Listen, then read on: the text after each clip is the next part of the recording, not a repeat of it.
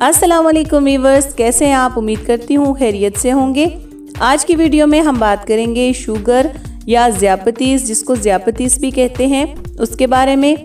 Video में मैं आपको डिटेल से सब कुछ बताऊंगी, तो मेरे चैनल को सब्सक्राइब करें, बेल आइकन प्रेस कर लें ताकि आने वाली वीडियोस की नोटिफिकेशन आपको मिलते रहें। तो अभी स्टार्ट करते हैं वीडियो। शुगर की बीमारी आजकल बहुत ज़्यादा बढ़ रही है। पहले तो 40 या इससे ज़्यादा उम्र के लोगों को ये बीमारी लाहक होती थी, लेकिन आजकल बहुत कम उम्र के लोगों को भी ये बीमारी लग रही है। ख़ास तौर पर भारत, पाकिस्तान, बांग्लादेश में ये बीमारी बहुत ज़्यादा फैल रही है। एक रिसर्च के मुताबिक पाकिस्तान में हर 4 में से 1 फर्द को शुगर की बीमारी होती है। पाकिस्तान दुनिया का चौथा बड़ा मुल्क है जिसमें डायबिटीज़ के मरीज़ हैं। ये बीमारी हमारे खाने पीने की आदत और हमारे लाइफस्टाइल की वजह से लगती है। शुगर का मर्ज़ तब लाहक होता है जब इंसुलिन मुनासिब मिकदार में पैदा नहीं होती या सही तरह से काम नहीं कर पाती। शुगर जो हमें कार्बोहाइड्रेट से हासिल होती है, बॉडी के सेल्स में जमा होकर सही तरह से काम करने की बजाय डायरेक्ट हमारे खून में जमा होना शुरू हो जाती है। जब शुगर की ये मिकदार बढ़ जाती है तो डायबिटीज़ यानी शुगर का मर्ज़ लाहक हो जाता है। ये एक साइलेंट बीमारी है। बहुत से लोगों को इस बात का पता ही नहीं होता कि उन्हें शुगर है, लेकिन जब आपको ये अलामात जो मैं आपको भी बताऊंगी आपको पता चलें या आप में ज़ाहिर हों, तो आप डॉक्टर के पास ज़रूर जाएं, अपना शुगर का टेस्ट करवाएं ताकि बरवक्त शुगर के मर्ज़ को कंट्रोल किया जा सके। बार बार पेशाब आना या प्यास लगना, जब आपको शुगर का मर्ज़ लाहक होता है तो आपको बार बार पेशाब आएगा।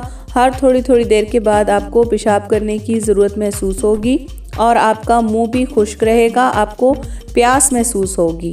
ऐसी हालत में इंसान का जिस्म खुराक को सही तरह से शुगर में कन्वर्ट नहीं कर पाता, जिससे ब्लड शुगर लेवल बढ़ जाता है और फिर खून शुगर की ज़्यादा मिकदार से बचने के लिए गुर्दों पर प्रेशर डालता है, तो ज़्यादा और बार बार पेशाब आता है। बार बार पेशाब करने से इंसान को ज़्यादा प्यास लगती है और कमज़ोरी महसूस होती है। इस वजह से अनजाने में जूसेस या कोल्ड ड्रिंक्स वगैरह का इस्तेमाल ज़्यादा कर देते हैं। वज़न कम होना, अगर अचानक से आपका वज़न कम होना शुरू हो जाए है तो ये भी शुगर की एक बड़ी अलामत है। ज़्यादा भूख लगना, ज़्यादा कार्बोहाइड्रेट वाली खुराक से इंसान की बॉडी में इंसुलिन की मिकदार बढ़ जाती है और शुगर का लेवल कम हो जाता है और इसलिए बार बार भूख लगती है। खाने के बावजूद भी कमज़ोरी का एहसास होता है। थकावट का एहसास होना, शुगर का मरीज़ हर वक्त सुस्ती और थकावट का शिकार रहता है। जिस्म में शुगर का लेवल कम होने की वजह से बॉडी सही तरह से काम नहीं कर पाती और जिस्म थका हुआ रहता है। ज़ख्मों का जल्दी ठीक ना होना, ब्लड में शुगर का लेवल बढ़ जाने से इसमें इन्फेक्शन का मुकाबला करने की एबिलिटी कम हो जाती है, जिसकी वजह से ज़ख्म जल्दी ठीक नहीं हो पाते और हाथ पांव भी सुन्न होना शुरू हो जाते हैं।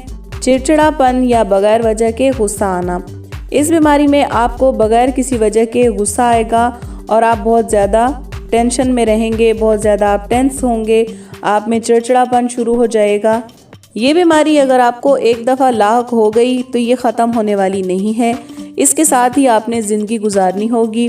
इसका इलाज सिर्फ परहेज़ और एहतियात है जो आपने अपनी खुराक में करनी होती है। इसके अलावा वर्जिश करनी होगी और अद्वियात का इस्तेमाल। कुछ लोगों को ये मसला ख़ानदानी होता है, यानी अगर फैमिली में किसी को शुगर है तो फिर घर के दूसरे अफराद को भी ये शुगर का मसला हो सकता है। कुछ लोगों को ओबीज़ होने की वजह से यानी ज़्यादा मोटापे की वजह से शुगर हो जाती है। वो वर्जिश नहीं करते, जिस्मानी हरकत नहीं करते, जिस वजह से उन्हें शुगर का मर्ज़ लाहक हो जाता है। अभी जानते हैं कि अगर आपको शुगर का मर्ज़ लाहक हो चुका है तो आपने क्या एहतियातें करनी है और किस तरह से इसको कंट्रोल करना है। सबसे पहले तो आपने मीठी चीज़ों से परहेज़ करना है, मसलन हलवे, मिठाइयाँ या चाय वगैरह। चीनी का इस्तेमाल बिल्कुल तर्क कर देना है। सोडे की बोतलों का इस्तेमाल बिल्कुल तर्क कर देना है।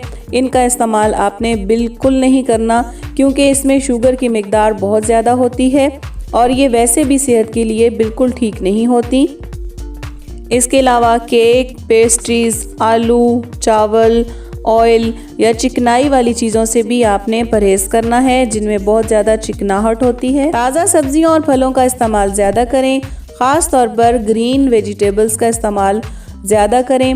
پھلوں میں بھی آم، کیلا، املوک، انگور وغیرہ کا استعمال بہت کم مقدار میں کریں۔ یہ شوگر کے مریضوں کے لیے ٹھیک نہیں ہوتے، ان میں قدرتی شوگر لیول جو ہے وہ زیادہ ہوتا ہے، تو اس لیے ان پھلوں کا استعمال بھی آپ کم کریں۔ قدرتی میٹھا کھائیں، مثلاً کھجور، شہد وغیرہ۔ 20 سے 25 منٹ تک آپ روزانہ واک یا ایکسرسائز ضرور کریں، اس سے آپ کا شوگر لیول کنٹرول رہے گا اور آپ کی جسمانی صحت بھی بہتر رہے گی۔ خوراک میں بے اعتدالی بالکل بھی نہ کریں، جو بھی چیز آپ کی صحت کے لیے ٹھیک نہیں ہے آپ اس سے بالکل ہاتھ روک دیں، وہ بالکل بھی نہ کھائیں، اور جو چیزیں آپ کی صحت کے لیے ٹھیک ہیں ان کا استعمال آپ کریں۔ مناسب مقدار میں اپنی غذا کا خیال رکھیں۔